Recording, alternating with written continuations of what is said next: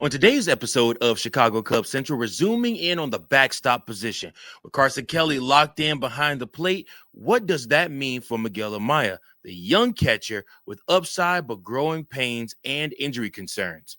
And looking ahead, there actually is a pretty respectable free agent catcher market waiting this winter. Will the Cubs lean on what they have or make a splash with a veteran? We break down the statistics, the contract picture, and what fits the Chicago Cubs' future. All this and more.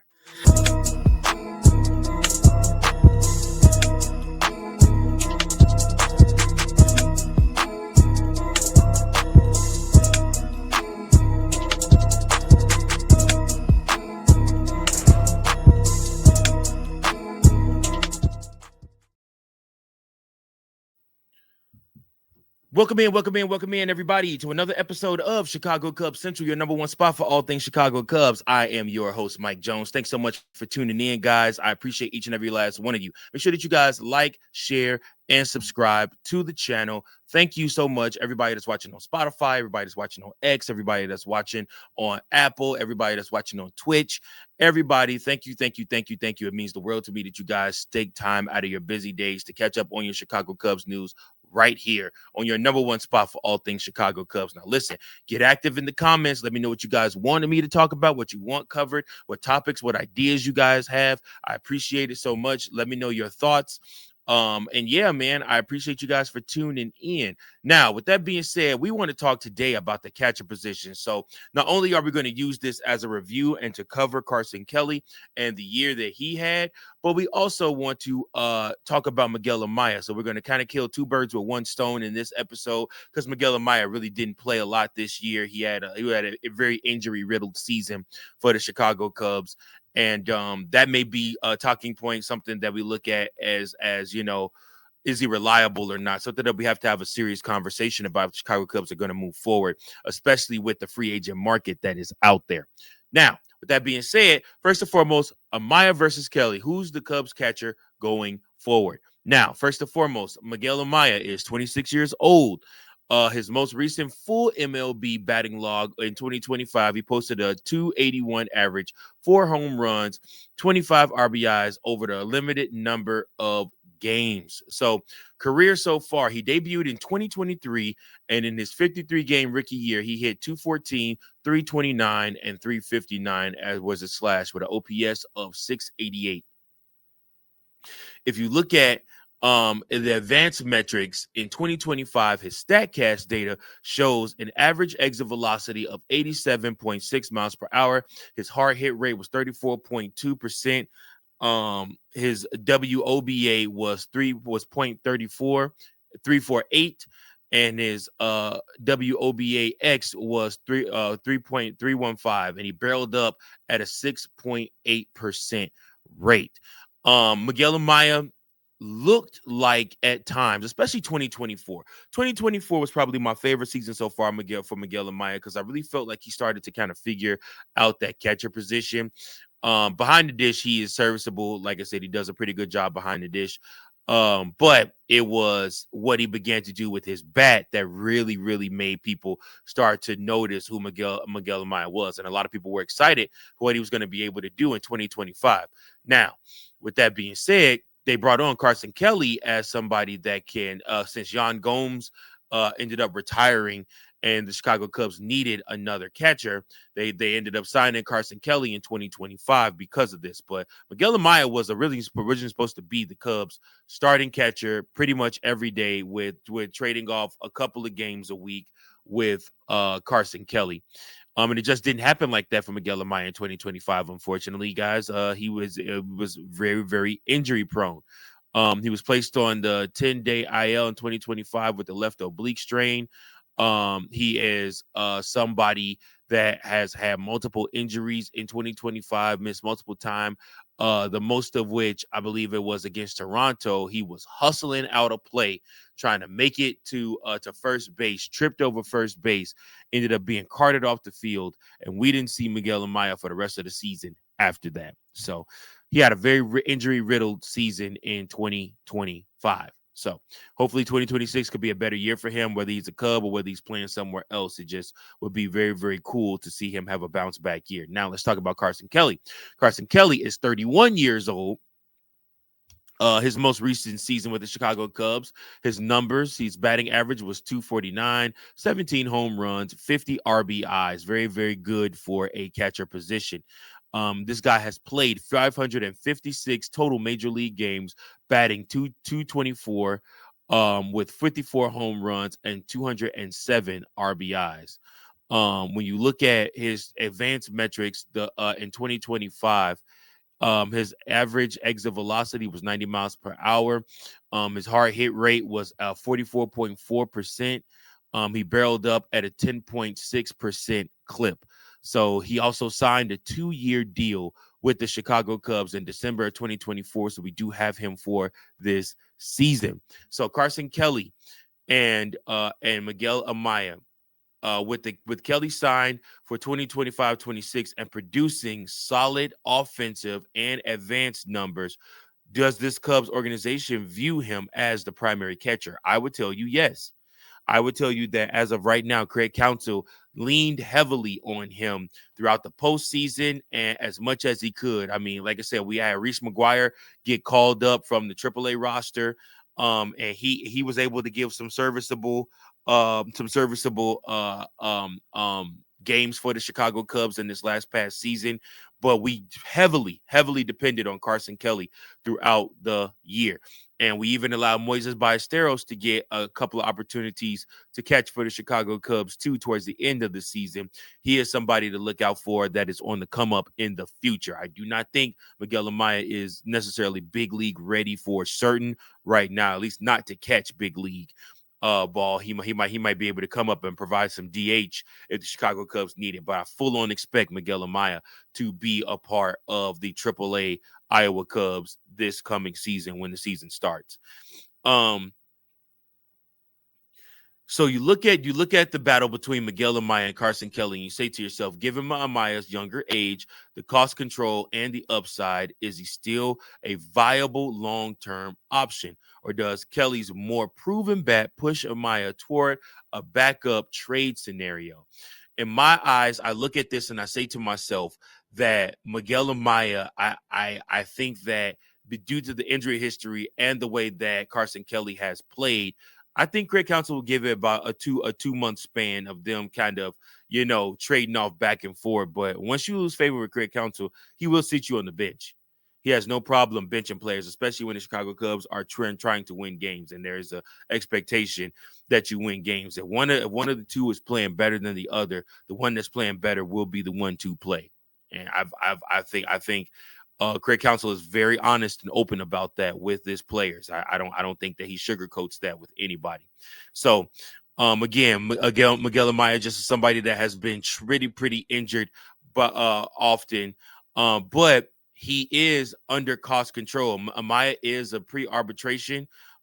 Is pre-arbitration. Meanwhile, Kelly is in his 30s and will cost more, and is on a contract for a rebuilding or cost-sensitive club that matters. So not necessarily for the Chicago Cubs. Like I said, I mean, the Chicago Cubs aren't rebuilding, but they are cost sensitive. But I think they struck one deal with Carson Kelly, but he could command a much bigger deal out on the open market if he continues to play in this upcoming season as he did in 2025 for the Chicago Cubs. Again, he could Miguel Amaya, he has to stay healthy. Point blank period. He has to stay healthy for the Chicago Cubs, because otherwise they will end up looking to move off of him and his contract. I mean, that's just kind of is what it is. Like I said, with all those years of control and everything that the Chicago Cubs have, that will make him very, very lucrative to another team, but also to Jed Hoyer. Jed Hoyer likes to hold on to his guys. So he may trade him, he may not trade him. But there's also other options out there, because you got to look into free agency where you have a pretty decent free agent class. And we're going to talk about that right after this. I have been talking ad nauseum, and I still will continue to talk about the product, the brand that has changed my life and can change yours too. What's that product? It's Dubby. It's an all natural energy supplement that you can take on the daily to help you get through those urges, those moments when you want to nap, then when you hit the cliff, or if you had a long night the night before and need to get through another crazy day of the hustle and bustle, the 9 to 5, whatever you got going on. Dubby is your energy drink. That's right. Not to mention, when you buy a container of Dubby, it actually equals out to almost $1 per drink. You can mix it in with whatever you want, whether that be a juice, whether that be a water, whether that be some type of other energy flavored drink, whatever you want, you can mix Dubby with it and it will do the trick for you. Guys, I don't understand what you're waiting on. Dubby takes care of everything for you. All you have to do is go on to the Dubby website and place your order. And at this time, when you do that, all you have to do is put in Cubs Central Pod 2024. That's right, Cubs Central Pod 2024, and you get 10% off on your Dubby order. That's right. Hey, listen, guys, I'm telling you right now, Jitterless Energy. They have all different types of different flavors for you. Dubby has what you need. Be better with Dubby.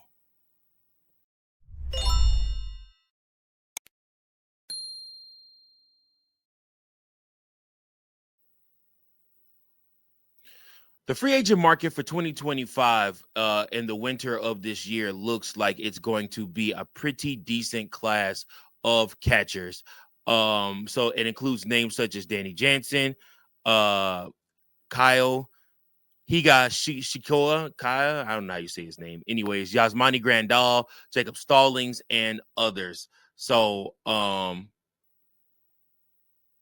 it's an opportunity for the Chicago Cubs to look at these targets and say, okay, if we wanted to trade away Amaya, and let's say let's say, like I said, Reese Hoskins, Reese McGuire isn't on the team next year or isn't in AAA next year, then what should the Chicago Cubs look to do as far as catching wise? Well, you can look at one of these guys and say that hey, these are guys we could pick up. So if the Cubs decide to trade Amaya and they decide that he is expendable, does the free agent market justify going outside? Are there desirable catchers available that can match what the Cubs need? A defensive bat, a defensive player, plus a decent bat, plus somebody that's under cost control. Again, like I said, given that Kelly is already signed, there is the realistic move just to complement him rather than replace him, then absolutely so. When I look at it, I say to myself, you're going to keep Carson Kelly. You're going to see what he can bring for you this year. Hopefully year 2 is as good to him as year 1 was for him with the Chicago Cubs. And again, like I said, personally, you have multiple options here. So the Cubs could consider keep Kelly as a starter, develop Amaya as backup utility, or they can trade Amaya now if the value is high, which it isn't because he's been injured, and sign a veteran catcher, free agent catcher, and slot Amaya elsewhere or as a backup, and then move Kelly to a different role, which they're not going to do that, and build around Amaya. They definitely aren't building around Amaya. He is a young piece with a good bat, but he definitely is not somebody that I would say the Cubs are building around per se. But there are many options out there for the Chicago Cubs that they have to think about and consider. And this is one of them. The last piece of this that you have to consider is the young bull, Moises Ballesteros. Moises Ballesteros' bat is not going to allow him to stay in AAA much longer. I did just say at the beginning of this that Moises Ballesteros is going to end up being probably starting the season out in AAA. Just like, outside of the Chicago Cubs going to get somebody else to play right field, I do also believe Owen Casey is going to be out there. It's going to be out there for the Chicago. Is going to be in AAA for the Chicago Cubs. However, at the same time, this team, those two players are not going to spend all next season in AAA. They are not. Those guys are going to get called up. Those guys are going to get multiple opportunities to play on the major league squad. You can expect that. That's going to happen. Now, The question is, does Moises Ballesteros get a shot at catching? And I would tell you the only way that happens is if there's another injury to Miguel Amaya, and if Reese McGuire is not on this team, if he gets picked up or gets traded to somebody else next year, somebody makes a trade with the Cubs for cash considerations for Reese McGuire because they need a catcher. Reese McGuire proved that he still has something left in the tank this past year with what he did for the Chicago Cubs too. Like I said, the amount of home runs he was able to hit, I think he almost hit just as many as Miguel Amaya did. He got just about the same amount of playing time as him. So the Cubs platoon of catchers really did their thing last year for the team and was a really good bright spot for the team. Can they continue that in 2026? Well, that it remains to be seen. Listen, I appreciate you guys so much for tuning in to this episode. Let me know your thoughts. Trade Miguel Amaya. Keep Miguel Amaya. Do you want him on the team? Do you not want him on the team? He's injury prone. Is he not injury prone? Do you think he deserves another chance? Are you done with him? Are you over it? Let me know all of your thoughts below. Let me know your thoughts on Carson Kelly and his season. I thought he had a phenomenal season. I would definitely grade him A- and what we received from him last year as a Chicago Cubs catcher. Can't wait to see what he's able to do in the next season for us. And of course, keep an eye out on that young kid, Moises Ballesteros, because that bat is electric. And once he figures it out, he's able to hit a bunch of home runs. That kid is going to be destined for something big for the Chicago Cubs. Can't wait to see it. I appreciate you guys so much. Until next time, go Cubs, go. Thank you for watching another episode of Chicago Cubs Central, the #1 spot for all Chicago Cubs content. Remember to like, share, subscribe for more Cubs content.